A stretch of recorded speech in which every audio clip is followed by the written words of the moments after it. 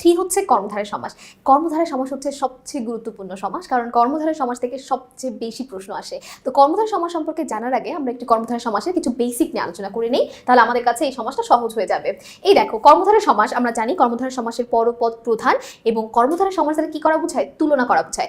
যখনই আমরা কোনো কিছু তুলনা করা বোঝাবো সেটা হচ্ছে আমাদের কর্মধারয় সমাস। ঠিক আছে, কর্মধারয় সমাসের মধ্যে এখন যেহেতু দ্বিগু সমাসটাকে দিয়ে দেওয়া হয়েছে, এই জন্য আমরা কিন্তু কর্মধারয়ের পাশে দ্বিগুটিকে নিয়েছি, কারণ এখন এটা একটা কর্মধারয়ের অংশ হিসেবে কাউন্ট করা হয়। ঠিক আছে, আর দ্বিগু চেনার একটা সহজ উপায় হচ্ছে দ্বিগু শুরুতেই সংখ্যা থাকে, যেমন চৌরাস্তা, 4 রাস্তা সমাহার, সংখ্যা আছে মানে দ্বিগু সমাস। ঠিক আছে, তো পরপদ প্রধান এবং তুলনা করা বোঝায় কর্মধারয় সমাস। যেমন কাজল কালো, এই যে কাজল কালো, এই কাজল কালো দ্বারা কি আমরা তুলনা করা বোঝাচ্ছি না কাজলের মতো কালো। সিংহ পুরুষ দ্বারা আমরা তুলনা করছি না যে পুরুষটা সিংহের মতো সাহসী। তো এই তুলনা করা যখন বুঝাবে সেটাই হচ্ছে আমাদের কর্মধারয় সমাস চেনার একটা সহজ উপায়। এছাড়া এরা তো পরপদকে প্রাধান্য দেয়।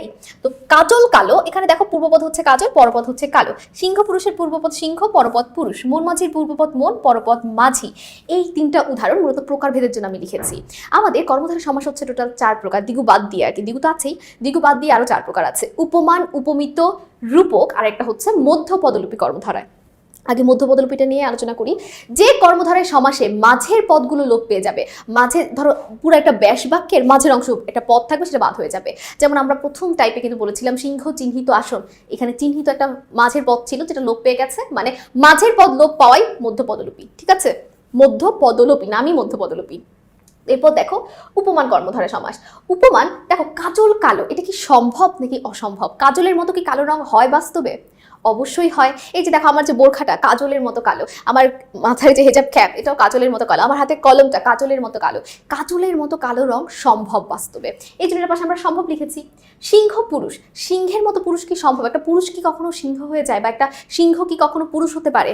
এগুলো আসলে কার্টুনে হয় যে 7 ভাই চম্পা ফুল থেকে ভাই হয়ে যাচ্ছে, কিন্তু বাস্তবে তো কিন্তু এটা অসম্ভব, তাই না? এই জন্য এটা পাশে আমরা অসম্ভব লিখেছি। মন মাঝি, মনের মধ্যে মাঝি থাকাও একটা অসম্ভব বিষয়, মনে কি নৌকা থাকে যে মাঝি থাকবে? তাই এটা হচ্ছে অসম্ভব। তাহলে দেখো 2টা অসম্ভব হয়ে গেল। এখন এদের মধ্যে একটা পার্থক্য বের করতে হবে। সিংহ পুরুষের পূর্বপদ হচ্ছে সিংহ, পরপদ হচ্ছে পুরুষ। সিংহ পূর্বপদ দেখা যায়? অবশ্যই দেখা যায়।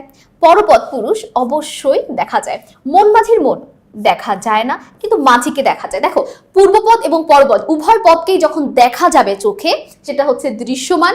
আর পূর্বপদ এবং পরপদের মধ্যে যে কোনো একটাও যদি দেখা না যায়, ঠিক আছে, কারণ এখন এটা দুটো মিলে একটা পদ হয়েছে, মিলনে এক পদীকরণ হয়েছে, তাই একটাকে দেখা যাবে আরেকটাকে দেখা যাবে না, সেটাকে দৃশ্যমান বলা যাবে না, সেটাও অদৃশ্য। আমি আবারও রিপিট করছি, যে কোনো একটা পূর্বপদ বা পরপদের মধ্যে যে কোনো একটা দেখা না গেলেও সেটা হচ্ছে অদৃশ্য। তাহলে সম্ভব যেটা, সেটা হচ্ছে উপমান কর্মধারয় সমাস। যে সকল শব্দ অসম্ভব কিন্তু দৃশ্যমান দেখা যাবে, সেটা হচ্ছে উপমিত কর্মধারয় সমাস। যেটা অসম্ভব আবার দেখাও যাবে না, অদৃশ্য, সেটা হচ্ছে রূপক কর্মধারয় সমাস। সম্ভব, অসম্ভব, দৃশ্যমান, অসম্ভব, অদৃশ্য, এভাবে খুব সহজে আমরা প্রত্যেকটা কর্মধারয় সমাস বের করবো কিছুক্ষণের মধ্যেই। এরপর আমরা একটু ব্যাস বাক্য বের করাটাও শিখে ফেলি। লক্ষ্য করো, ব্যাস বাক্য বের করাটা কিন্তু খুবই সহজ। ব্যাস বাক্য বের করাটা কিন্তু খুবই সহজ। কাজল কালো, এই যে পূর্বপদ এবং পরপদ। আচ্ছা, তাহলে দেখো ব্যাস বাক্যটা কিভাবে বের করবো। কাজল এবং কালো, পূর্বপদ এবং পরপদের মাঝে ন্যায় বসবে, তাহলে কি হবে? কাজলের ন্যায় কালো। সিংহ পুরুষ, এটা শেষে ন্যায় বসবে, তাহলে কি হবে? সিংহ পুরুষের ন্যায়, কিন্তু এটা তো আর হয় না। এই জন্য শুধুমাত্র উপমিতর ক্ষেত্রে পরপদটাকে আমাদের সামনে নিয়ে আসতে হবে, তাহলে কি হবে? পুরুষ সিংহের ন্যায়। অর্থাৎ শুধুমাত্র উপপদ কর্ম মানে উপমিত কর্মধারয় সমাসের ক্ষেত্রে পরপদটাকে সামনে নিয়ে আসতে হবে, বাদ বাকি সব সমাসের মাঝেই বসবে। ঠিক আছে, শুধুমাত্র উপমিতর ক্ষেত্রে কি করব?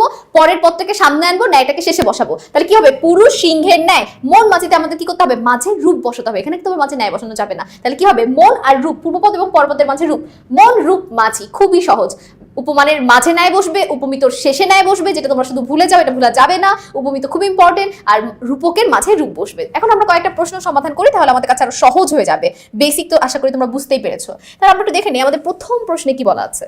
প্রথম প্রশ্নে দেখো প্রথম প্রশ্নটাই আমাদের কর্মধারা থেকে আছে। মধ্য পদলোপী কর্মধারা সমাস উদাহরণ কোনটি? দোয়াত কলম, সাহেব বিবি, সাহিত্য সভা, মন গড়া। এটা উত্তরটা হবে সাহিত্য সভা। সাহিত্য বিষয়ক সভা, মাঝে যে বিষয়ক পদটা ছিল সেটা বাদ হয়ে গেছে। সাহিত্য বিষয়ক সভা। মহাকীর্তি, এর সঠিক ব্যাস বাক্য কোনটি? মহতি যে কীর্তি, একটা জিনিস মনে রাখবা, কর্মধারয় সমাস মনে রাখার একটা উপায় হচ্ছে এই যে কর্মধারয় সমাসগুলোতে যে আসে মহতি যে কীর্তি, মহাকীর্তি, এরকম যে রিলেটেড যেগুলো আছে সেগুলো কিন্তু কর্মধারয় সমাস, এটা একটা চেনার উপায়। এরপর দেখো, এর পরের প্রশ্নটা উপমান থেকে চলে আসছে, আমরা এটাকে শিখে আসলাম। উপমান কর্মধারয় সমাস কোনটি? সাহিত্য সভা তো হবে না। উপমান মানে কি? যেটা বাস্তবে সম্ভব। অরুণ রাঙা, অরুণ মানে হচ্ছে সূর্য, অরুণ মানে কি? সূর্য, রাঙা মানে রঙিন। সূর্য কি সাদা কালো হয় নাকি রঙিন হয়? চকচকে চকচকা হয়? অবশ্যই রঙিন হয়। তার মানে এটাই সম্ভব, যেটা সম্ভব সেটাই হচ্ছে কি উপমান। ভ্রমর কৃষ্ণ কেশ অর্থাৎ কালো ঘন চুল শব্দটি কোন কর্মধারয় সমাস? এটা বাস্তবে সম্ভব, সম্ভব মানে উপমান। ঘন চুল তো হওয়া সম্ভব, ভ্রমর কৃষ্ণ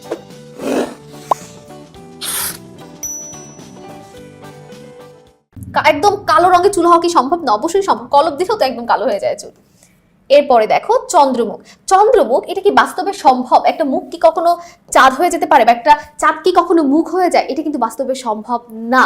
আবার চাঁদও দেখা যায়, মুখও দেখা যায়, তার মানে এটা হচ্ছে উপমিত কর্মধারয় সমাস। আর আমরা জানি উপমিত কর্মধারয় সমাসের শেষে ন্যায় বসে, তাহলে কি হবে? মুখ চন্দ্রের ন্যায়। মহাজ্ঞানের সঠিক ব্যাসবাক্য কি? মহাজ্ঞানের সঠিক ব্যাসবাক্য কি? মহৎ যে জ্ঞান। মুখ চন্দ্রের ন্যায়, ন্যায় শেষে আছে, ন্যায় শেষে থাকা মানেই হচ্ছে উপমিত কর্মধারয় সমাস। মাত্র আমরা জেনে এসেছি উপমানের তো মাঝে ন্যায় থাকে। কোনটি উপমান কর্মধারয় সমাসের উদাহরণ? তুষার শুভ্র। তুষার শুভ্র মানে কি? তুষার মানে হচ্ছে বরফ, শুভ্র মানে হচ্ছে সাদা। তাহলে বরফের মতো, আমাদের কয় সঠিক উত্তর পেয়ে গেছি, বাকি অপশন দেখারও দরকার নাই। বরফের মতো সাদা হওয়া তো সম্ভব। কাগজের রং হয়, টিস্যুর রং হয় তুষার শুভ্র, একদম বরফের মতো ধবধবে সাদা, তার মানে এটা বাস্তবে সম্ভব। কাজল কালো এর সঠিক ব্যাসবাক্য কি? মাত্র আমি তোমাদের উদাহরণে কাজল কালোটাই কিন্তু শিখিয়েছি। তাহলে কাজল কালোর সঠিক ব্যাসবাক্য কি? এটা তোমাদের কাছে খুবই সহজ, কাজলের ন্যায় কালো, প্রথমটাতে সঠিক উত্তর। রূপক কর্মধারয় সমাসের সমস্ত পদ কোনটি? মহাপুরুষ, ঘনশ্যাম, তুষার শুভ্র, বিষাদ সিন্ধু। দেখো বিষাদ সিন্ধুটার দিকে লক্ষ্য করো। বিষাদ সিন্ধু এটা কিন্তু বাস্তবে সম্ভব না। বিষাদ, ডিপ্রেশনের সাগর এগুলো বাস্তবে হয় না। সুখ সাগর, বিষাদ সিন্ধু এগুলো বাস্তবে সম্ভব না, এটা অসম্ভব। দুঃখের সমুদ্র বা সাগর কি সম্ভব? হয় না এটা। কিন্তু বিষাদ আবার দেখাও যায় না, এই জন্য অসম্ভব আবার অদৃশ্য, রূপক কর্মধারয় সমাস। এরপর দেখো অরুণ রাঙা কোন কর্মধারয় সমাস? অরুণ মানে সূর্য, রাঙা মানে রঙিন, তার মানে সূর্যের মতো রঙিন চকচকা, সেটা সম্ভব, তার মানে এটা হচ্ছে উপমান কর্মধারয় সমাস। যেটা সম্ভব সেটা উপমান। উপমান কর্মধারয় সমাসের উদাহরণ কোনটি? বৌভাত, মুখচন্দ্র, মহানবী, কাজল কালো, কুসুম কোমল, অরুণ রাঙা। বুঝাই যাচ্ছে কোনটা সঠিক উত্তর। দেখেছো সম্ভব, অসম্ভব, দৃশ্যমান, অদৃশ্যমান দিয়ে কত সহজে বের করা যায়। এরপর দেখো নিচের কোনটি উপমিত কর্মধারয় সমাস? যেটা শেষে ন্যায় থাকবে সেটাই উপমিত, খুব সহজ। পুরুষ সিংহের ন্যায়, ন্যায় শেষে আছে। তুষার শুভ্র সমাসের ব্যাসবাক্য কোনটি? আমরা কিছুক্ষণ আগে দেখে এসেছি তুষার শুভ্র ছিল উপমান কর্মধারয় সমাস, কারণ তুষার শুভ্র বাস্তবে সম্ভব। উপমানের কি হয়? মাঝে ন্যায় বসে, তাহলে এর উত্তরটা কি হবে? তুষারের ন্যায় শুভ্র, তাহলে এর উত্তরটা কি হবে? ক। ঠিক আছে। এরপর দেখো স্মৃতিসৌধ কোন কর্মধারয় সমাস? স্মৃতিসৌধ, স্মৃতি মানে স্মৃতি রক্ষার্থে যে সৌধ, তাহলে এটা কি? অবশ্যই মধ্য পদলোপী। কিন্তু এখানে একটা জিনিস লক্ষ্য করো, এখানে কিন্তু স্মৃতিসৌধ কোন কর্মধারয় সমাস বলা হয়েছে কি? মধ্য পদলোপী বহুব্রীহি। এখানে কিন্তু কি হবে? মধ্য পদলোপী কর্মধারায়। স্মৃতি রক্ষার্থে যে সৌধ, স্মৃতিসৌধ। ঠিক আছে, তাহলে এটা কি হবে? মধ্য পদলোপী কর্মধারা। এখানে বহুব্রীহি দিয়ে ফেলেছে, এটা আসলে হবে কর্মধারায়। সাধারণ ধর্ম থাকে কোন কর্মধারয় সমাসে? সাধারণ ধর্ম থাকে উপমান কর্মধারয় সমাসে, সাধারণত যে কর্মধারয় সমাস হয়ে থাকে। আচ্ছা এরপরটা হচ্ছে কি দেখো, সংখ্যাবাচক শব্দের সাথে বিশেষ্য পদের যে সমাস হয় তার নাম কি? এটা নাম হচ্ছে দ্বিগু সমাস, যেহেতু এটা এখন কর্মধারয় একটা প্রকারভেদ। নিচের কোনটি ব্যাস বাক্যে যে যোজক রয়েছে? বেগুন ভাজা, বেগুন তেলে যে ভাজা বেগুন, তাই না? তাহলে এটাই তো বেগুন ভাজা হবে। নিচের কোন সমস্ত পদটি উপমান কর্মধারয় সমাস? নিচের কোন সমস্ত পদটি উপমান কর্মধারয় সমাস? মুখচন্দ্র, শশব্যস্ত, পদ্ম আঁখি নাকি সিংহ পুরুষ? এটা কি হবে? শশব্যস্ত। যার সাথে তুলনা করা হয় তাকে কি বলে? যার সাথে তুলনা করা হয় তাকে উপমান বলে। আলু সিদ্ধ কোন সমাসের উদাহরণ? সিদ্ধ যে আলু, আলু সিদ্ধ যে আছে, কর্মধারয় সমাস। নিচের কোনটি উপমিত কর্মধারয় সমাস? চন্দ্রমুখ উপমিত কর্মধারয় সমাস আমরা জানি, কারণ এটা হচ্ছে কি আমাদের অসম্ভব, কিন্তু চাঁদও দেখা যায়, মুখও দেখা যায়। নিচের কোনটিতে উপমেয় পদের সাথে উপমেয় পদের অভেদ কল্পনা আছে? আমি কিন্তু কিছুক্ষণ আগে তোমাদের বলেছিলাম অভেদ কল্পনা থাকা মানেই হচ্ছে রূপক, আর বিষাদ সিন্ধু হচ্ছে রূপক কর্মধারয় সমাস। কোনটি কর্মধারয় সমাস? হাতে কলমে, গোলা ভরা, পদ্ম আঁখি, লাল পেরে। এটা উত্তরটা কি হবে? পদ্ম আঁখি, অর্থাৎ তুলনা করছে পদ্মের মতো চোখ। আচ্ছা এরপরটা দেখো 38। চন্দ্রমুখ কোন কর্মধারয় সমাস উদাহরণ? মুখ চন্দ্রের ন্যায় কোন কর্মধারয় সমাস উদাহরণ? ন্যায় শেষে আছে, তার মানে চোখ বন্ধ করে উপমিত। তাহলে দেখো 39 নম্বর প্রশ্নটা, নিচের কোনটি উপমান কর্মধারয় সমাস? কাজল কালো। উপমিত কর্মধারয় সমাস কোনটি? মনমাঝি, চন্দ্রমুখ, ঘরজামাই, কাজল কালো। অবশ্যই চন্দ্রমুখ। রূপক কর্মধারয় সমাস নিচের কোনটি? মহানবী, সাহিত্য সভা, মনমাঝি নাকি মহারাজ? এর উত্তরটা হবে আমাদের মনমাঝি, মন রূপ মাঝি, মনমাঝি। এটা কিন্তু আমরা কিছুক্ষণ আগে টাইপের জন্য যখন আমি তোমাদের বেসিক দিচ্ছিলাম সেখানে এই উদাহরণটা দিয়েছি। রূপক কর্মধারয় সমাসের উদাহরণ কোনটি? রূপক কর্মধারয় সমাস মানে কি? যেটা অসম্ভব আবার অদৃশ্য, অর্থাৎ মনমাঝি, যেটা আমরা আসলে তোমাদের কিছুক্ষণ আগে বেসিক শেখানোর সময় কিন্তু বলেছি। এরপরটা হচ্ছে মহাজ্ঞানের সঠিক ব্যাস বাক্য কোনটি? মহান যে জ্ঞান, মহা যে জ্ঞান, মহৎ যে জ্ঞান, তাই না? এটা উত্তর কি হবে? মহৎ যে জ্ঞান। তো তোমাদের অসংখ্য ধন্যবাদ আমাদের সাথে এতক্ষণ এই পর্বটি দেখার জন্য, এবং পরবর্তী পর্ব দেখার আমন্ত্রণ রইল। আসসালামু আলাইকুম, আল্লাহ হাফেজ।